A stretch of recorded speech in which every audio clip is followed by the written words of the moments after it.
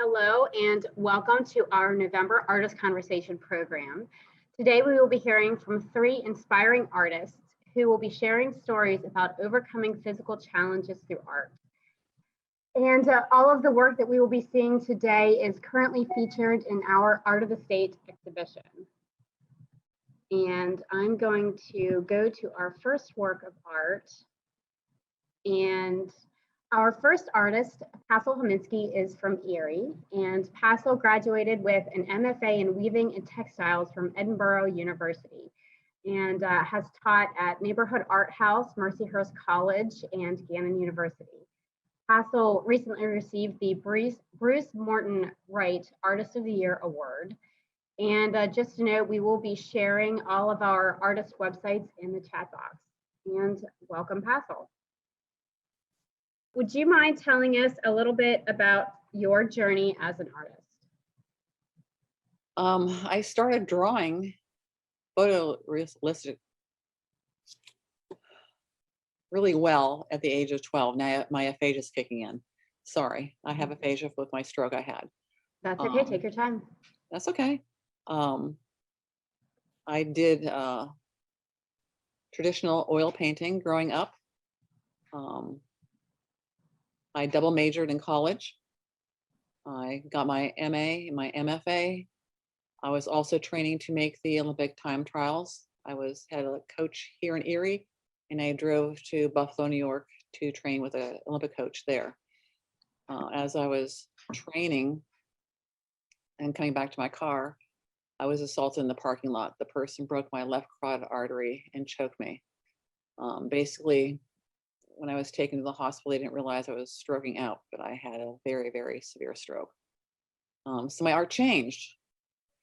And so I can't dance ballet anymore, but my suspended artwork can rotate and dance for me. So, and plus I do pedestal pieces, and I'm back to painting again. It's been a long journey. And it took me 25 years to do my first 5K. It wasn't pretty, but I finished it. So when am I leaving out here, Amy, for people to appreciate my journey through art? Well, I think that you did a great job explaining kind of how you changed. I didn't realize that you were painting again. When did you start painting again? Oh, I just shipped a piece to a show in Pittsburgh. It was a piece that just came back from a national show in Virginia, Fredericksburg, Virginia. So I've been trying to paint and draw, but I realized because of my stroke, I can't do the fine details I used to do. I have 2 crushed hand injuries also. So you adapt and go on. I let my pieces speak to me. I don't contrive anything. So I have a painting still in progress for 10 years sitting here. I look at it, I turn it upside down, I walk away, I put some more paint on it. I turn it around again, talk to it, doesn't answer me, so I let it sit again. Mm-hmm. Same thing with my fiber sculptures. I do the same thing with those. What was interesting when I finally saw a good neurologist, he said, basically, you're a miracle. You should not have survived, because I was in such good physical shape training for the Olympic time trials. I made the cut for the New York City Marathon. I had to take 3 minutes off my time there. He goes, that's the only reason I survived. And he goes, but you're healing so incredibly well. What are you doing? I said, my art. Mm-hmm. I said, I really have to work on my art. I'm trying to do my music again. And he's like, what? You shouldn't be able to do these things. And I said, oh, those are the key words. Anybody who tells me I can't do anything, well, look out, world, here I come. I'm going to figure out how I can accomplish these things. And so, yeah, I started doing my work, went back to teaching, encourage people, applaud anybody I know who gets accepted to any show. And I don't get upset if I don't get in a show. I just look at it. Look, there's 3 more pieces, for example, that I have ready to go in this next show here. So I'm constantly reworking my work, rotating my work, and don't take to heart if I don't get in a show. Mhm. It's an attitude of perseverance. And the work that we're looking at now is called blushing, and it is an installation that is installed in the ceiling. And I wanted to ask, how did you become interested in fiber art?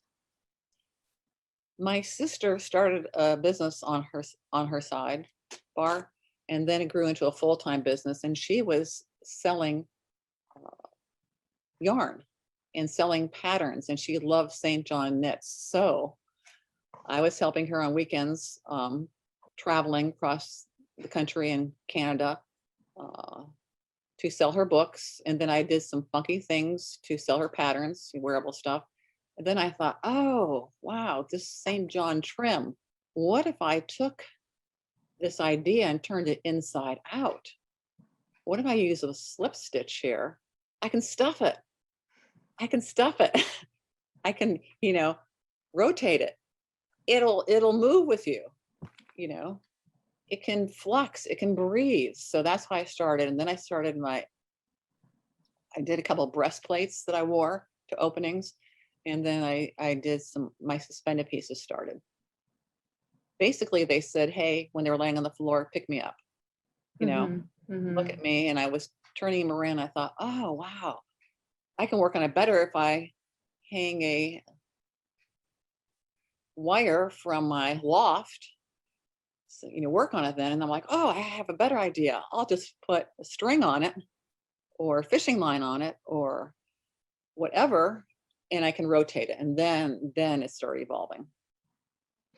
It looks like there are a lot of different techniques involved in the structure of blushing. Could you tell us a little bit about how it was made?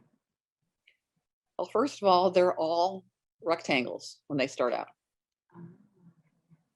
They're either rectangles or triangles when I knit. And then I stuff them. Then I start shaping them. These two pieces were two separate pieces at first, and then I join them together. There's wrapping there, there's stitching through it, there is finger weaving through it. So whatever I need to make it work, and sometimes it doesn't work. Sometimes I have to take it apart and turn it inside out again. It's interesting that they're rectangles because the shape of this is not rectangular at all. There aren't any angles on it. So it's interesting to think about that during the making process. Mm-hmm. Those are the shapes that work the best for me, I found out. Rectangles? My shapes. When I try to stuff them with rushing, and I found out, because little kids like to come through shows and pull on things, that I have to sew them in place so nobody can pull them out anymore. One little kid came over and said, here, look what I have for you. And I said, oh, honey, oh, thank you. These are for my art. Gave my art another feeling. So from then on, I've learned if I don't want somebody to pull it out, and sometimes I do leave some of the rushing not sewn in, so people can have something to take with them, or it'll be a part of a process art. Mm-hmm. You told us a little bit about your healing process. What did your healing experience reveal about the creative process? Oh, it's amazing. Creative process is totally amazing. It got me out of my don't breathe when you're drawing, because you may have a line that's going to go somewhere you don't want to go, especially in pen and ink, where you cannot fix your oops. With this, it gave me more freedom of expression, limitless expression, limitless color choices, limitless shape choices when I'm shaping them. It just opened up a whole new world for me, the possibilities. A lot of room for experimentation. Absolutely. In the media. That was great. Well, thank you very much, Passle. Thank you. We are going to bring you back in during our question and answer. I see we have quite a few coming in. Thank you. Thank you. Thank you very much. And our next artist is Heidi Hooper, who is joining us from Stroudsburg. And she studied in the master's program of metalsmithing at the Massachusetts College of Art and Sculpture, or Massachusetts College of Art, and she studied sculpture at Virginia Commonwealth University.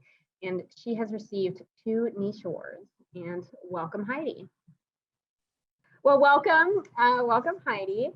And would you mind telling us how you became interested in art and creating? I was always interested in art. I was one of those kids, bad family life, so it was my escape. So I can't remember when I wasn't drawing something or putting rocks together to make something, always. And when I went to college, I couldn't decide what major I wanted because everything looked great. So I ended up in sculpture because they take the most credits from different departments. So I got the feel of everything. Okay. It's a good way to learn what's out there and take a lot of different classes. And what physical challenges were presented to you, and how did you change your approach to creating? I was a sculptor. I did metal sculptures as well as suits of armor for jousters. And when I got my cancer, each operation I lost more. So after 20 years, I struggle now to pick up a glass of water. So the whole time I was sick, I took each morning as my getting through it all, trying something new and different every day until if it clicked, yeah, I tried doing it some more. If it didn't click, I'd dump it and try something else. And so long story short, I ended up with dryer lint, and I was always a tomboy, so it's kind of weird to me.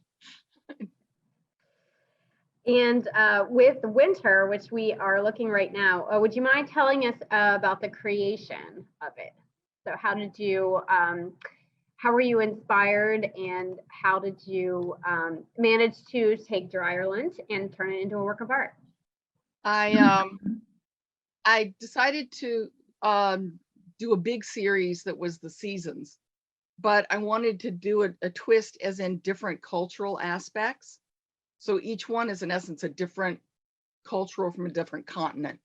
And winter was my tribute to Africa and Black Lives Matters and all that stuff that's happening right now. And then the cat's my neighbor's cat. And to do the dryer lint piece, when I'm doing them, I take it down to the actual hairs in order to get the shading. But I just wanted a sweet, serene, I love looking at the snow falling in the winter. And so that's my idea of winter. The colors are really amazing. How do you find dryer lint that's so colorful, I guess? Mine's gray. Mine's basically gray. Most of my lint comes from all over the world, actually. I've gotten stuff from Australia and London. Wow. And it seems like most of the good colors come from quilters and Broadway seamstresses. So yeah, I got lucky. That is wonderful. And what advice would you give to another artist experiencing physical challenges? Never give up. No matter how painful or how difficult or how depressed you get, don't give up. Just keep trying. Something will click. There's so many different art avenues out there in the world that you will find something that will click. Mm-hmm. That's wonderful. Thank you very much. We are gonna alleviate pain. What was that? Doing art does alleviate pain. Okay. Well, that's an important consideration, certainly. Thank you so much, Heidi. We're going to bring you back in during question and answer. And let's move to our third artist. Okay. Westchester artist Francine Renee Schneider studied in the MFA program at the Pennsylvania Academy of the Fine Arts, where she received a merit scholarship, Bryn Mawr College Graduate School of Social Work, and the L'École des Beaux-Arts. And welcome, Francine. I just think this is a great topic, and even if it just helps one person, it's worth it, you know, Mhm. because dealing with different physical challenges is something that's not necessarily talked about very much. So thank you for doing that. Oh, my pleasure. Thank you for sharing your story. And Francine, how were you introduced to art?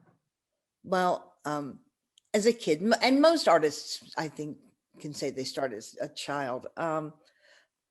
My father was also a baker, and so the artistry came out through that, I think, first. But I was always the one that was writing or drawing or painting, and you know, those things just I think that just happens.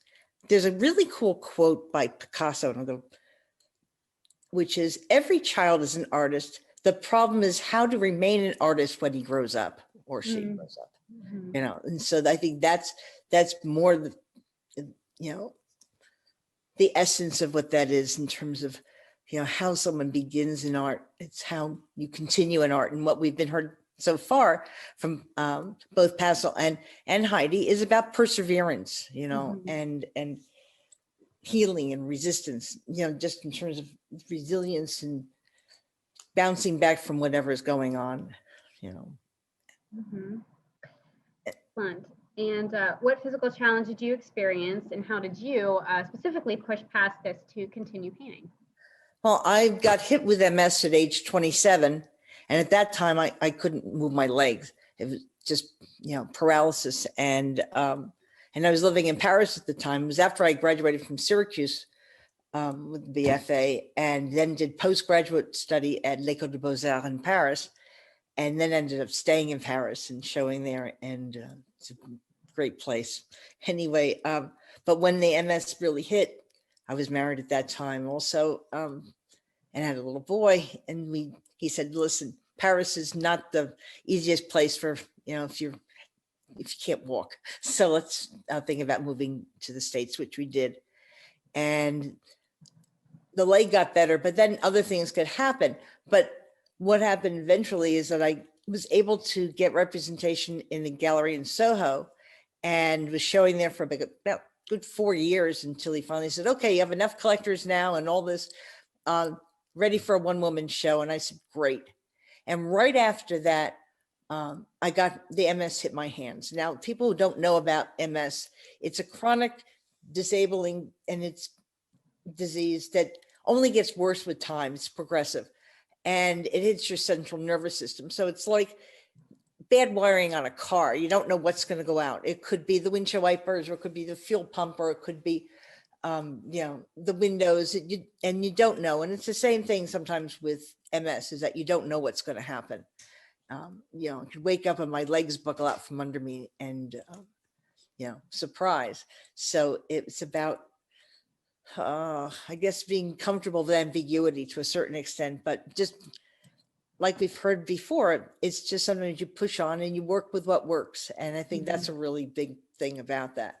So anyway, I had to call the gallery and say, "Listen, when my hands went, I couldn't even hold a spoon or a fork, nevertheless a paintbrush." And I basically said, "Well, the show isn't going to happen and my career is over."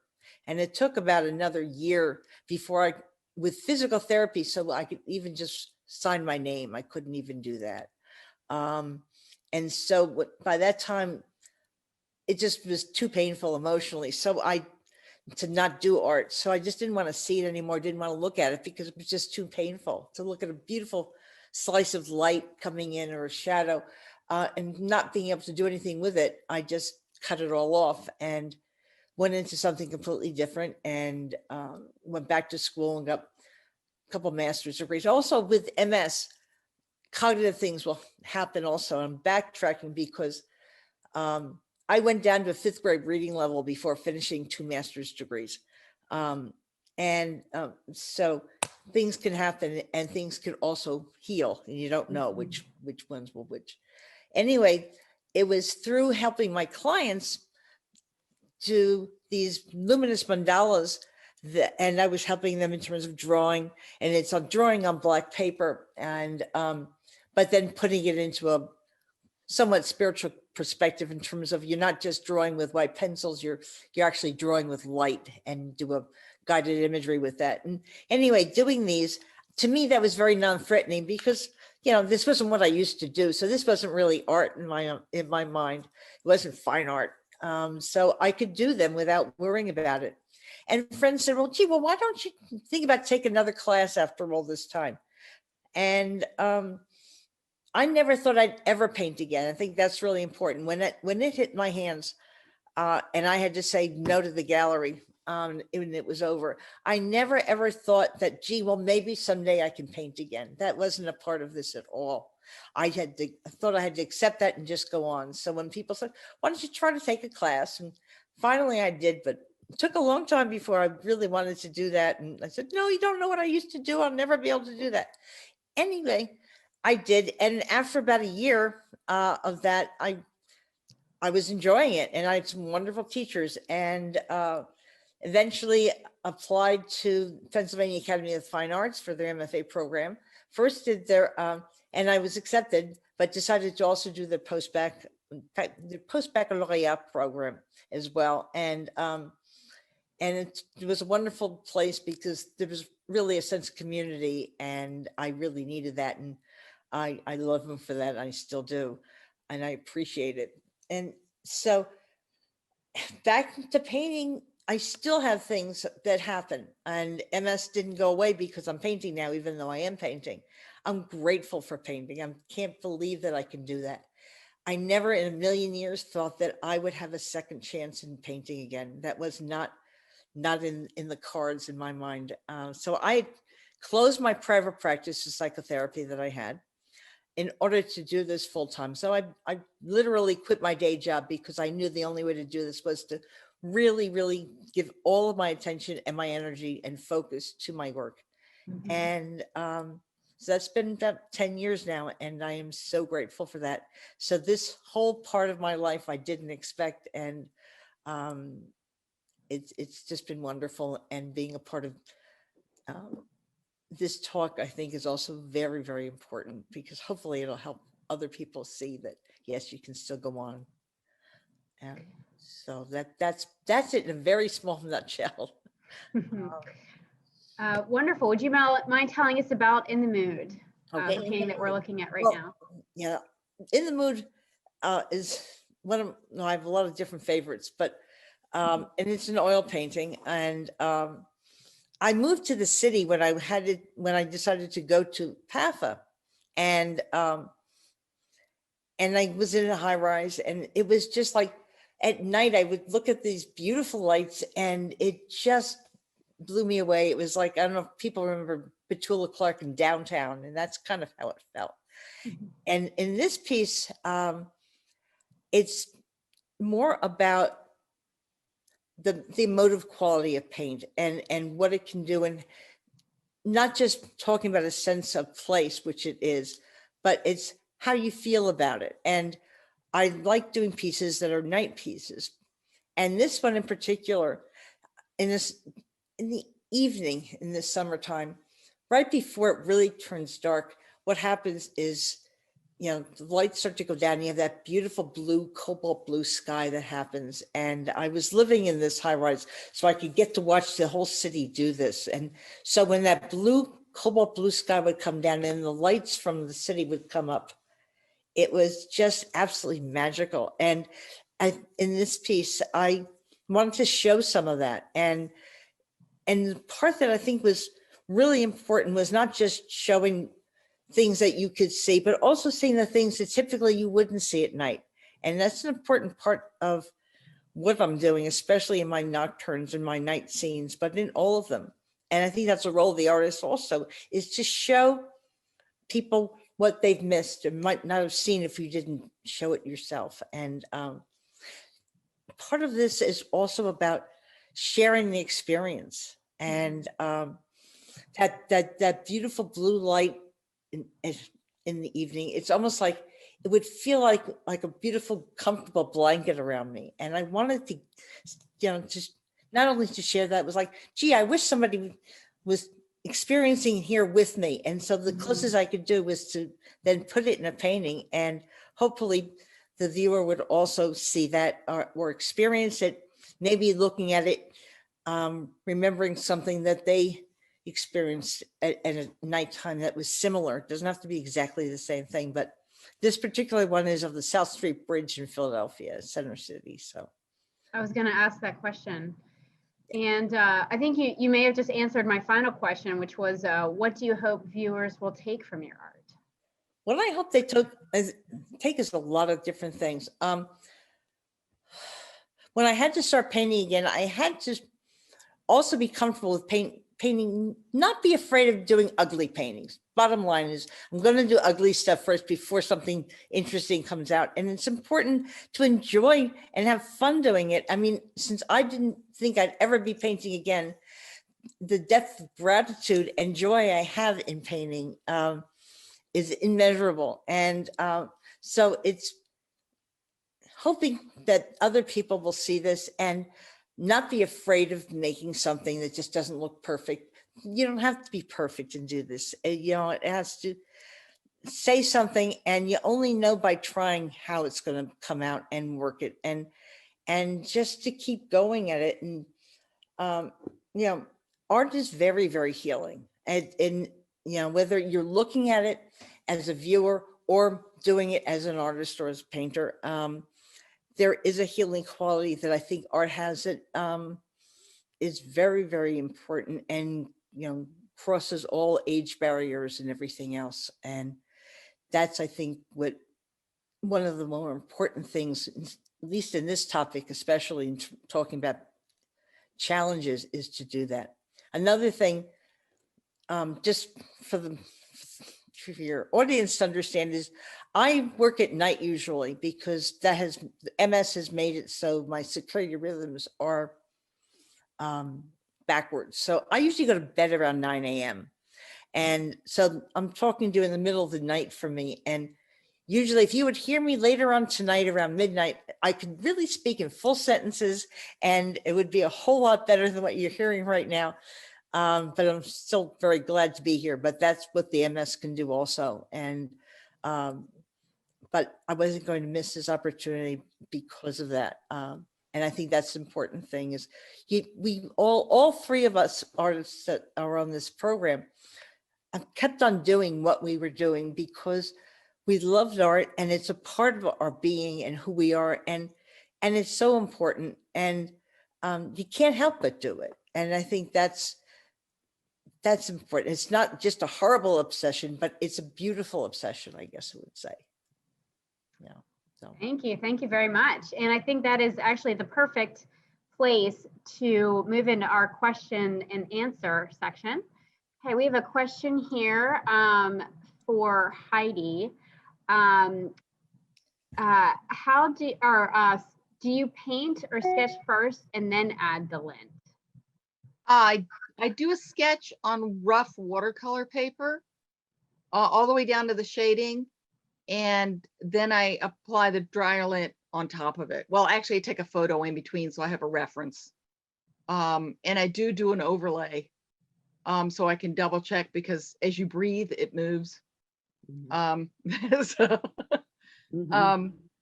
does that help? And then I just apply the lint with the tweezers bit by bit. I don't do much more than like a thumbnail space at a time. And Passle, how do you choose your colors in your work? Well, sometimes the yarn dictates the colors, and then I can mix my own paints to go with it. When my sister had her business, I had more opportunities for vast amount of colors and textures, but now she has retired and closed up. So I have to go through my stacks, and I have to either dye some things I have here or spin things together, because I have a spinning wheel here also, and try to achieve other colors that you don't usually see out in the usual Joanna fabric stores or yarn stores or something like that. And you can always order online too. It's very true. And Francine, do you paint from photographs or from memory? I do both because I work a little slowly. So I can't be out there all night painting, especially when I was in the city. You don't know who's going to jump out of the bushes. So it's, I will use photos as references, but more in terms of structure, in terms of color, that I rely on my color memory, not the color or what's going on necessarily in the photographs, because photographs don't work the same way eyes do. So, It's true. It's very true. so no, but I think that there's nothing wrong with working with photographs, especially for beginners, but also just in terms of making sure that I have the structure the right way, the bones, so to speak. But then you let that go, and then you let the creative process happen around that and through it. Good question. And we have a question here for everyone. And I think maybe we could go in the order that we started in, which is alphabetical. So Passle, Heidi, and Francine. Are there any resources or organizations available for artists with physical challenges? Yes, there are. There are online. In my area, there isn't much, but online there's stuff. Yeah. And there's shows you can enter, like the Brian Meyer show for Art Abilities. There is the Second Sense in Chicago, and they do an international show in Chicago. And I think Brian Myers does international shows there too. And they really support artists with disabilities. Yes, in fact, the Bryn Mawr Art Ability show, the Bryn Mawr Hospital, is just opening this weekend. Correct. So that's one way. And I see a lot, not necessarily shows, but with MS, the MS Society does support arts in many different ways. And in their magazine, they'll often do a profile of artists. They haven't done me yet, but maybe they will. But just in terms of giving other people hope that, yeah, I can still do this, or it's, it's not always over just because something isn't working right. You can still do with it different things and be able to create, but maybe be a little more open about it and a little more flexible about it. And the Centers for Independent Living do it too. I mean, they have art classes there. So if you have a Center for Independent Living in your area, some are federal funded, some are state funded.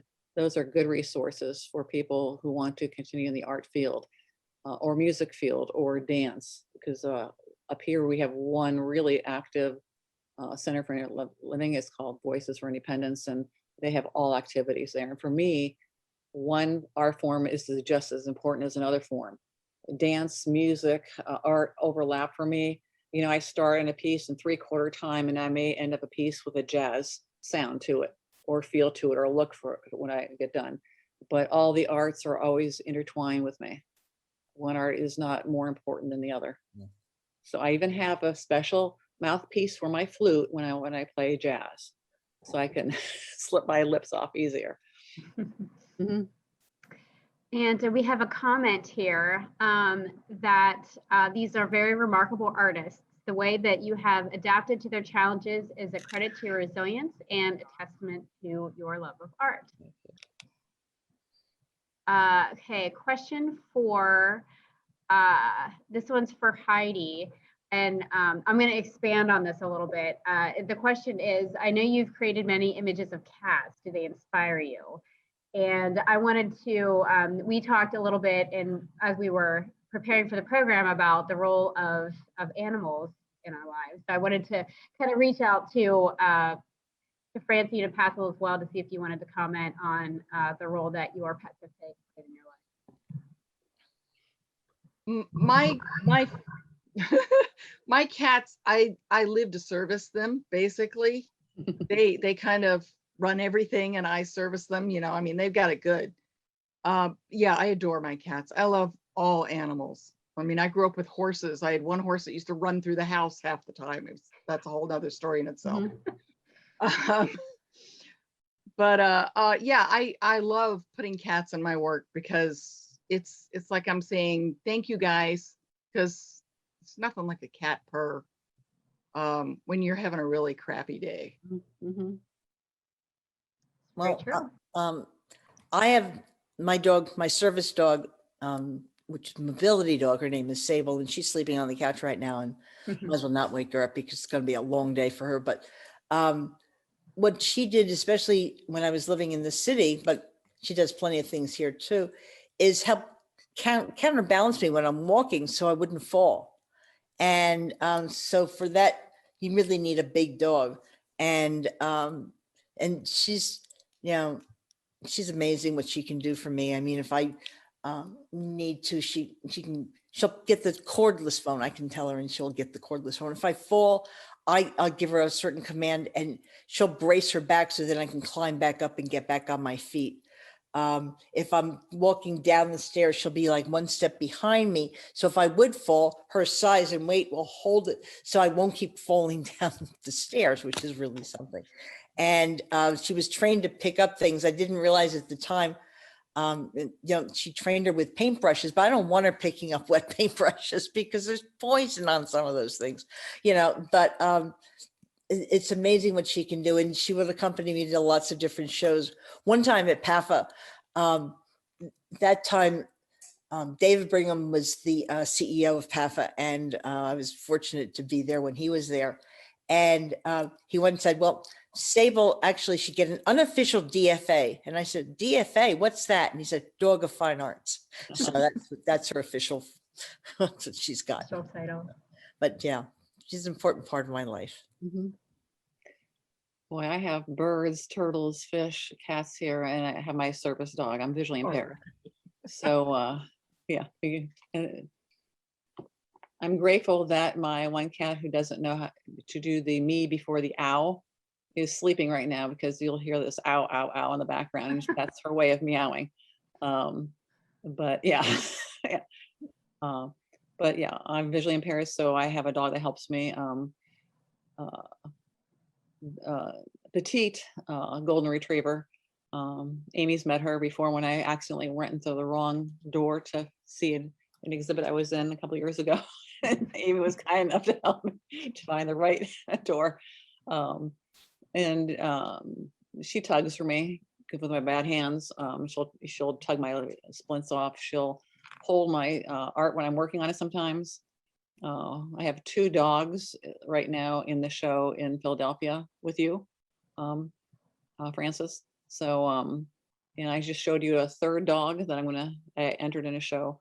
So yeah, sometimes dogs are my themes, and those are not suspended. Those are freestanding sculptures, and usually they don't come back. Usually they sell. But yeah, animals are very, very close to my heart. Very important to me. And you know, bring fulfillment, joy, have your soul alive, you know. It does. It just encompasses you with her love. Another wonderful inspiration. And we have another comment here that it's a great tribute to the resilience of women and the healing power of creativity, which was something that we chatted about earlier. And we have a question here that is for everyone. How can galleries be more supportive?